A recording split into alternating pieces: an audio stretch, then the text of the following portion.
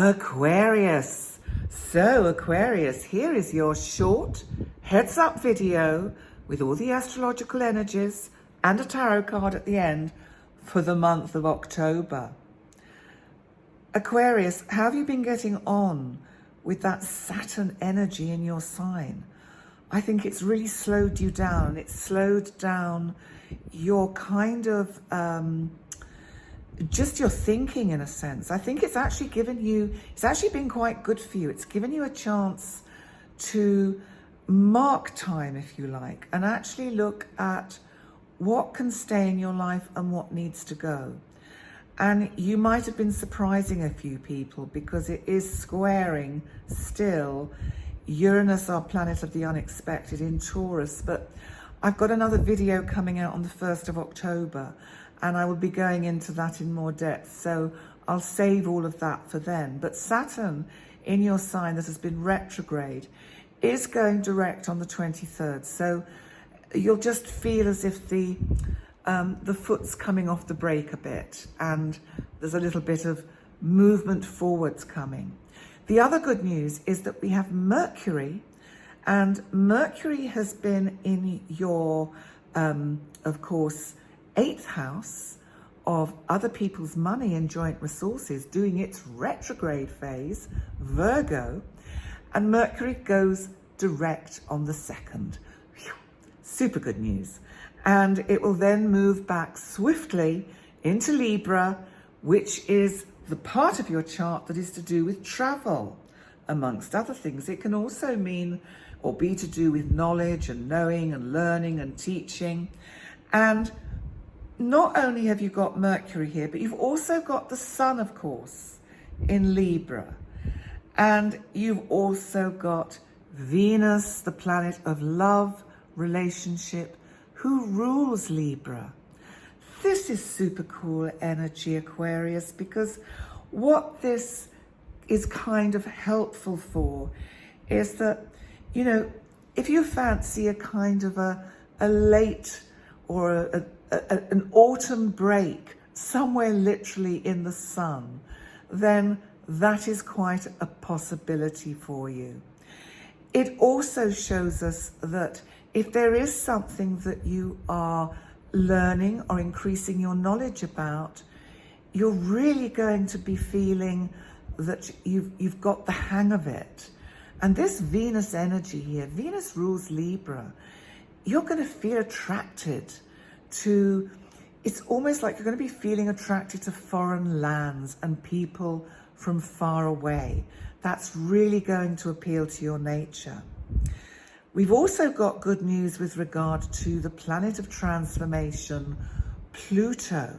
Now, Pluto's in Capricorn in the 12th house. This is the sector of your chart that can be where you can feel a bit restricted. And of course, you've had this energy here, wait for it, 20 or so years. It's been hard work for you, Aquarius. My goodness, have you had to work hard on yourself with this energy here? And it's been direct, it's been retrograde. Now on the 8th, Pluto is going direct, and that's going to be a big relief. And I think you will have some insight, and people will be experiencing you in a way that is really quite new, and you're going to feel a lot better, Aquarius, with that energy.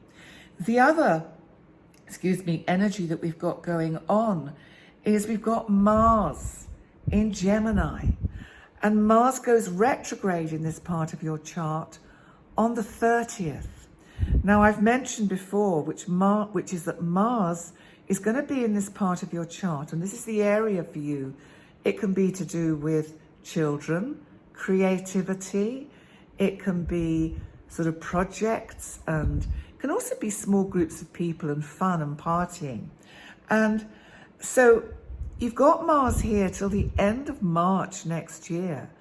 And, you know, some of you might be becoming parents, or parents for the first time, or parents again, with this lovely energy here. And that could certainly unfold.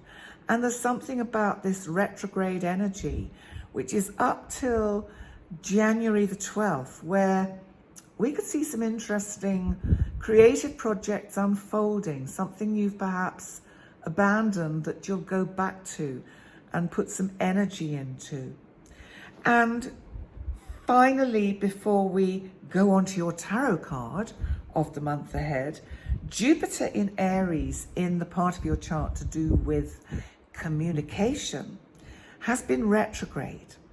And it's actually been giving you opportunities to think more carefully about how you express yourself to others.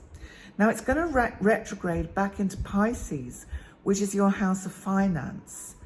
And it was here, if you remember, at the beginning of the year, round about springtime, when it was conjunct Neptune, our planet of kind of mystery and psychic feelings. And I would trust your intuition about money. If you get a hunch about doing something, even like buying that lottery ticket, do it. But let's have a look now, Aquarius, at what your tarot card for the month of October is going to be. Now, I've had terrible fun with these cards because, as you can see, I'm using my bigger display pack. I'm not sure if I'm going to use this each time because with Sagittarius, it went flying over there on the floor. And, I think it's that one that's poking out. So let's see what this one is. Am I going to tease you? Well, this is a card. On the surface, looks a little bit meh. But actually, there is a positive side to it. Do not despair, Aquarius. Don't get put off by the fact that this is the Five of Swords. You're probably all saying, shuffle them again, pick me another card. No, it's okay, Aquarius, because actually, swords are about action. Now, this is also, in a sense, about where we have limitations that we're perhaps not recognizing and not getting a handle on. Are you taking on too much, Aquarius? Do you need to just slow down a bit? Think of Saturn in your sign that is about timing. This, I think, links in with that Saturn energy, and what it's telling you is, everything manifests and comes at the right time. And it's like, get out of the way of the divine, because the divine knows what she's doing. And if there's something that you're trying to manifest that just isn't happening yet, have some faith. Have some faith that it will happen in the right time, in the right way. And I think that's what the Five of Swords is telling you. There we go, Aquarius. Well, thank you so much for joining me and for this short heads up look at October energies.